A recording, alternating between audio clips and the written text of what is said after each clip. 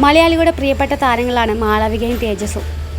അടുത്തിടെയാണ് ഇവർക്കൊരു കുഞ്ഞ് ജനിക്കുന്നത്. പ്രസവവും മകളുടെ ജന്മമൊക്കെയായിട്ട് ഇൻഡസ്ട്രിയിൽ നിന്ന് വിട്ടുനിൽക്കുകയാണ് മാളവിക. Q&A വീഡിയോയിലൂടെ തനിക്ക് വന്ന ചോദ്യങ്ങൾക്ക് മറുപടി നൽകിയിരിക്കുകയാണ് ഇപ്പോൾ യൂട്യൂബ് ചാനലിലൂടെ മാളവിക കൃഷ്ണദാസ്.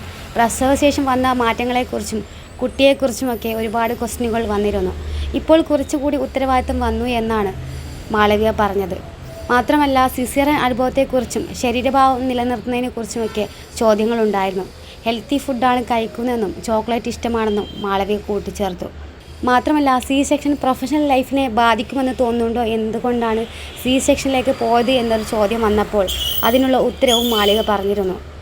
സെക്ഷൻ നമ്മളായിട്ട് പറഞ്ഞതല്ല എന്നും ബേബി ബ്രീച്ച് പൊസിഷനിലായിരുന്നു. പെയിൻ ഇൻഡ്യൂസ് ചെയ്തപ്പോൾ 2 സെൻറ്റിമീറ്റർ ഡയലേഷനായിരുന്നു. അതിനിടയിലാണ് ബ്രീച്ച് പൊസിഷൻ മാറിയതും സെക്ഷൻ തിരഞ്ഞെടുത്തും.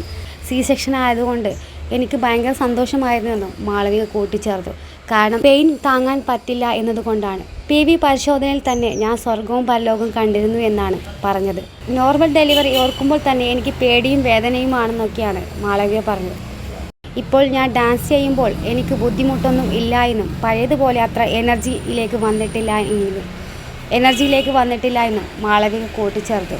അത് ഗ്രാജുവലി വരുമെന്നും അതൊക്കെ അപ്ഡേറ്റ് ചെയ്യുന്നതായിരിക്കുമെന്നും പറഞ്ഞു. മാത്രമല്ല, മകളോടൊപ്പമുള്ള യാത്രകളെക്കുറിച്ചും ചോദ്യങ്ങളുണ്ടായിരുന്നു. അതിനൊക്കെ ഉത്തരം നൽകിയിരിക്കുകയാണ് മാളവികയും തേജസ്സും.